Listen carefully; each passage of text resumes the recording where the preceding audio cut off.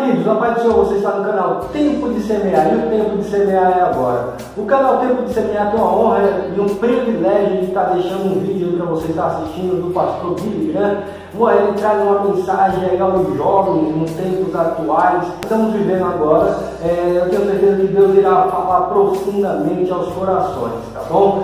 Compartilhe com seus amigos. Antes de mais nada, se inscreva no canal e deixa seu like aí, aperte o sininho para estar recebendo a notificação e vamos para o vídeo. Deus tem uma palavra ao seu coração. Fique com Deus em nome de Jesus. Mas eu estava em um avião no leste, há alguns anos atrás, e o homem sentado do outro lado, oposto a mim, era o prefeito de Charlotte, Carolina do Norte. O nome dele era John Belk. Algum de vocês provavelmente o conheceu. E havia um homem bêbado lá, e ele levantou de sua poltrona 2 ou 3 vezes. Ele estava incomodando todo mundo com o que ele estava fazendo. Ele estava dando tapinhas na aeromoça e a beliscando quando ela passava. E todos estavam chateados com ele. E finalmente John Belk disse: "Você sabe quem é que está sentado aqui?" E o homem disse: "Não, quem?" Ele disse: "É Billy Graham, o pregador." O homem disse: "Não me diga." Ele se virou para mim e disse: "Toca aí." Ele disse: "Seus sermões realmente me ajudaram."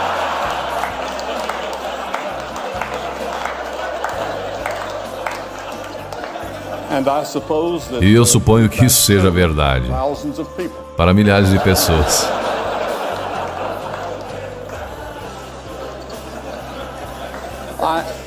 Eu sei como vocês estão vislumbrando o futuro e como ouvimos um pouco dele aqui hoje.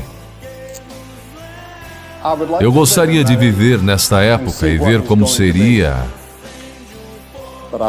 mas não irei, porque já tenho 80 anos, este é o meu 80º ano, e eu sei que meu tempo é curto.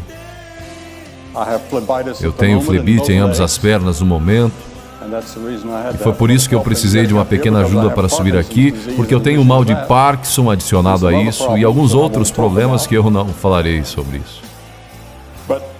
Mas esta não é a primeira vez que tivemos uma revolução tecnológica. Nós tivemos outras, e há uma sobre a qual eu quero falar. Em uma geração, a nação do povo de Israel teve uma mudança tremenda e dramática que os tornou uma grande potência do Oriente Médio. Um homem chamado Davi subiu ao trono, e o rei Davi se tornou um dos grandes líderes da sua geração. Ele era um homem de grande liderança. Ele tinha o favor de Deus com ele. Ele era um brilhante poeta, filósofo, escritor, soldado, com estratégias em combates e conflitos, até hoje estudadas por nós. Mas cerca de 2 séculos antes de Davi, os hititas haviam descoberto o segredo da fundição e processamento do ferro. E lentamente essa técnica se espalhou, mas eles não permitiam que os israelitas aprendessem ou tivessem qualquer acesso. Mas o rei Davi mudou tudo isso e ele introduziu a idade do ferro a Israel. A Bíblia diz que Davi construiu grandes depósitos de ferro, sobre quais arqueólogos descobriram na Palestina dos dias atuais existir evidências daquela geração. Agora, ao invés de ferramentas rudimentares, feitas de madeira e pedra, Israel agora tinha arados de ferro, foices, enxadas, armas militares. E no curso de uma geração, Israel foi completamente transformada. A introdução do ferro, de certa forma, teve um impacto um pouco parecido com o que o microchip teve na nossa geração.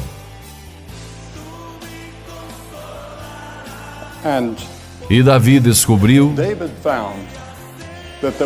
que havia muitos problemas que a tecnologia não podia resolver, ainda havia muitos problemas sem solução, E eles ainda estão conosco e vocês ainda não os solucionaram, e eu não ouvi ninguém aqui falar sobre isso. Como solucionamos esses 3 problemas que eu gostaria de mencionar? O primeiro que Davi viu era o mal do ser humano. De onde ele vem? Como resolvemos isso? Inúmeras vezes no livro de Salmos, que Gladstone diz ser o maior livro do mundo, Davi descreve o mal da raça humana, e ainda assim ele diz: Ele restaura minha alma.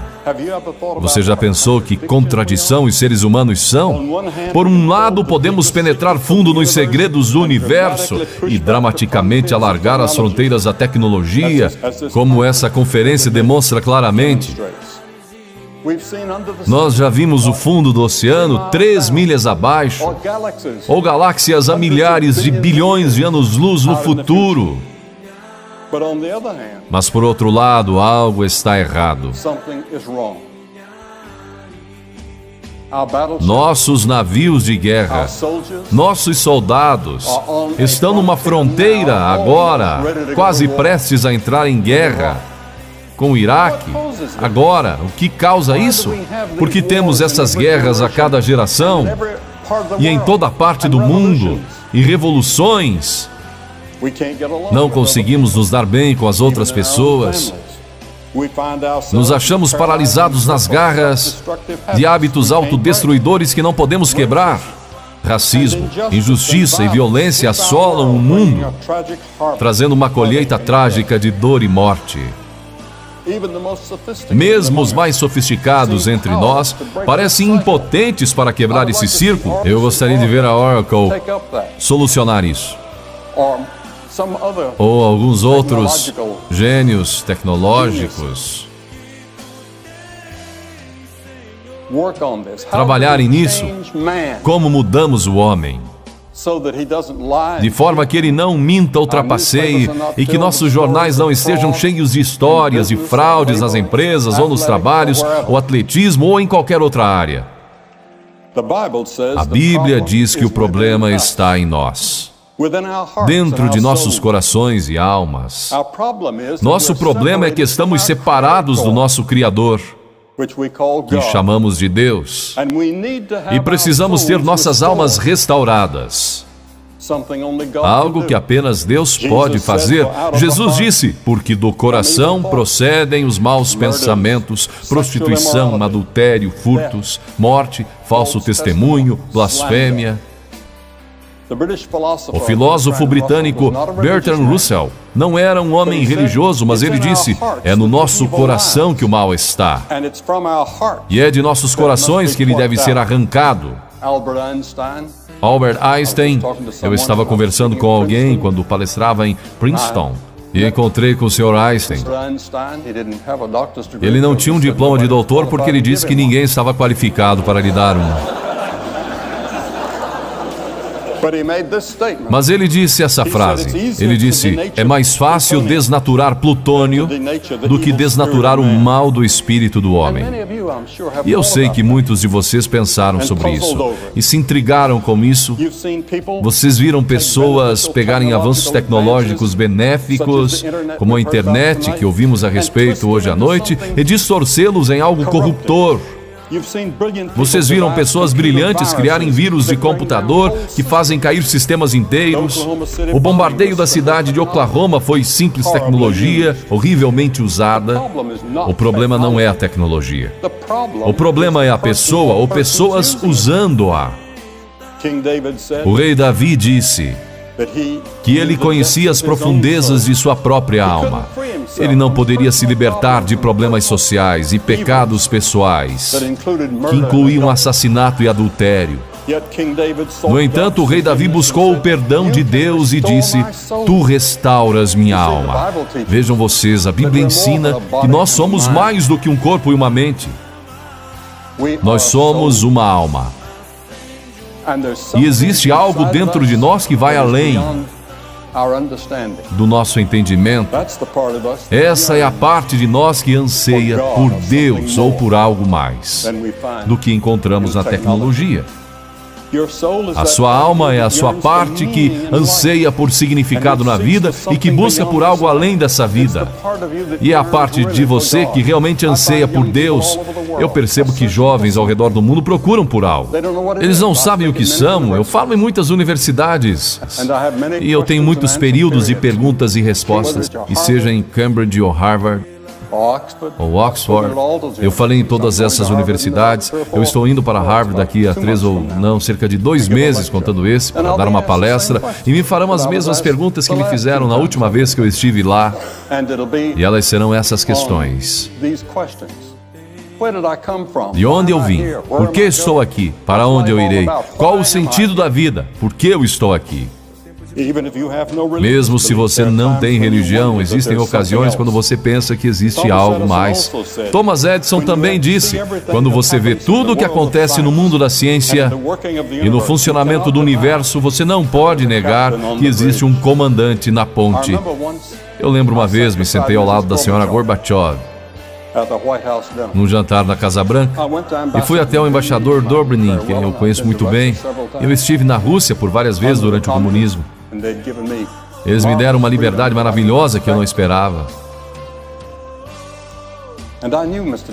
E eu conheci o Sr. Dobrynin muito bem, e eu disse: eu vou me sentar ao lado da Sra. Gorbachev hoje à noite, sobre o que eu devo conversar com ela. E ele me surpreendeu com a resposta. Ele disse: fale sobre religião e filosofia com ela. Isso é no que ela está realmente interessada. Eu estava um pouco surpreso, mas naquela noite foi sobre o que conversamos. E foi uma conversa estimulante, e depois ela disse: o Senhor sabe, eu sou uma ateia, mas eu sei que existe algo lá em cima maior do que nós. O segundo problema que o rei Davi percebeu que ele não podia resolver era o problema do sofrimento humano. O escritor do livro mais antigo do mundo foi Jó. E ele disse: mas o homem nasce para a tribulação como as faíscas se levantam para voar. Sim, certamente a ciência fez muito para retardar certos tipos de sofrimentos humanos, mas eu, em poucos meses, terei 80 anos de idade. Eu admito que sou grato por todos os avanços médicos que me mantiveram com saúde relativamente boa todos esses anos. Meus médicos na clínica Mayo me desencorajaram a vir nesta viagem para estar aqui. Eu não dou uma palestra há quase 4 meses. E quando você fala tanto quanto eu, de 3 a 4 vezes por dia, você fica enferrujado. É por isso que eu estou usando este palanque e usando essas notas. Toda vez que vocês me ouvem na televisão ou em algum lugar, eu estou improvisando. Eu não estou lendo, eu nunca leio um pronunciamento. Eu nunca leio um discurso, uma fala ou uma palestra. Eu falo de improviso. Mas essa noite eu tenho umas notas aqui, caso eu comece a esquecer, o que acontece às vezes. E eu tenho algo onde posso olhar. Mas mesmo aqui entre nós, em muitas, nas sociedades mais avançadas do mundo, nós temos pobreza, nós temos famílias que se destroem, amigos que nos traem, pressões psicológicas insuportáveis pesam sobre nós. Eu nunca encontrei uma pessoa no mundo que não tivesse um problema ou uma preocupação. Por que sofremos? É uma pergunta antiga que nós não respondemos. No entanto, Davi mais uma vez disse que ele iria se voltar para Deus. Ele disse: o Senhor é o meu pastor. O último problema que Davi sabia que ele não podia resolver era a morte. Muitos comentaristas dizem que a morte é o assunto proibido na nossa geração. A maioria das pessoas vivem como se elas nunca fossem morrer. A tecnologia projeta o mito do controle sobre a nossa mortalidade. Nós vemos pessoas em nossas telas de cinema. Marilyn Monroe é tão bonita nas telas como ela era pessoalmente, e muitos jovens pensam que ela ainda está viva. Eles não sabem que ela está morta. Ou Clark Gable, ou quem quer que seja, as velhas estrelas, elas voltam a viver. E elas são tão maravilhosas naquela tela como eram pessoalmente. Mas a morte é inevitável. Há algum tempo atrás eu falei em uma sessão adjunta do Congresso, ano passado, e nós nos reunimos naquela sala, a Sala das Estátuas. Mais ou menos 300 delas estavam lá. E eu disse, existe uma coisa que temos em comum nessa sala. Todos nós juntos, republicanos ou democratas, ou qualquer outro. Eu disse, todos nós iremos morrer. E nós temos isso em comum com esses grandes homens do passado que estão nos olhando do alto. E é frequentemente difícil para os jovens entender isso. É difícil para eles entenderem que eles irão morrer. Assim como o escritor do livro de Eclesiastes escreveu, ele disse, há tempo para todo propósito debaixo do céu, há tempo de nascer e tempo de morrer. E eu estive junto ao leito da morte de muitas pessoas famosas, as quais vocês reconheceriam. Eu falei com elas.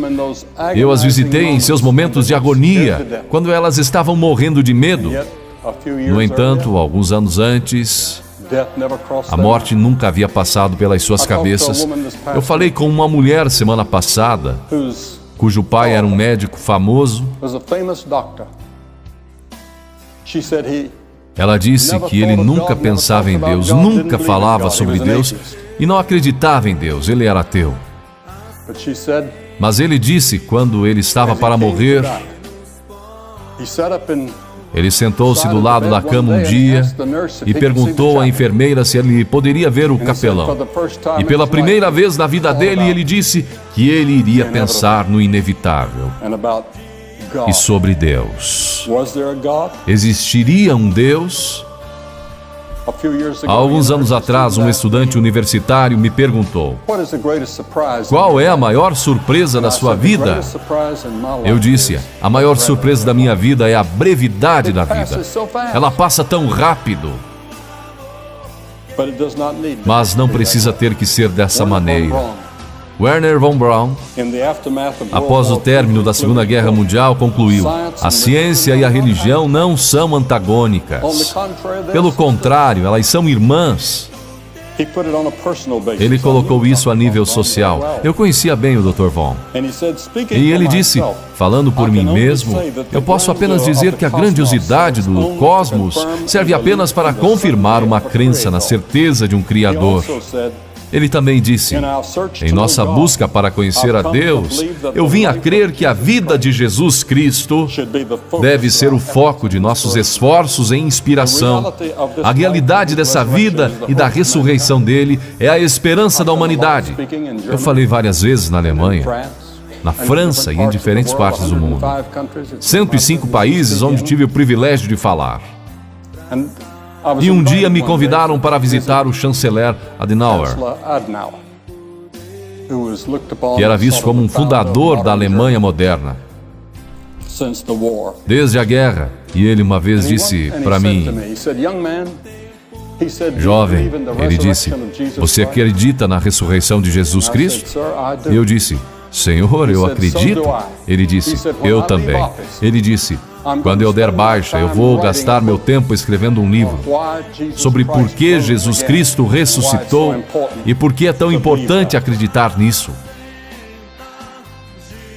Em uma de suas peças, Alexander Solzhenitsyn descreve um homem morrendo que diz para aqueles reunidos ao redor da sua cama, o momento que é terrível para sentir arrependimento é quando alguém está morrendo.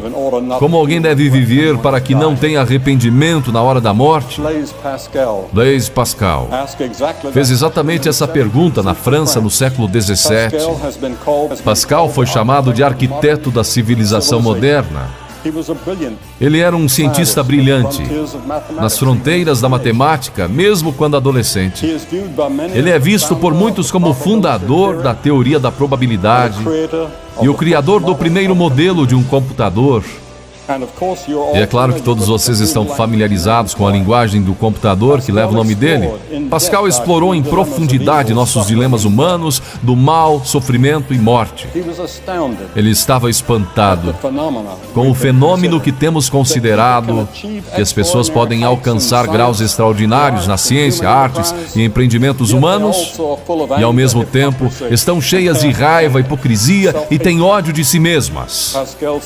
Pascal nos via como uma mistura impressionante de gênio e engano próprio. Em 23 de novembro de 1654, Pascal teve uma experiência religiosa profunda. Ele escreveu essas palavras no seu diário: eu me submeto completamente a Jesus Cristo, meu Redentor. Um historiador francês disse, 2 séculos mais tarde, raramente um intelecto tão grande se submeteu com tanta humildade à autoridade de Jesus Cristo. Pascal veio a crer não somente que o amor e a graça de Deus podiam nos trazer de volta a harmonia, mas ele creu que seus pecados e falhas poderiam ser perdoados e que quando ele morresse, ele iria para um lugar chamado céu. Ele experimentou isso de uma maneira que foi além da observação científica e da razão.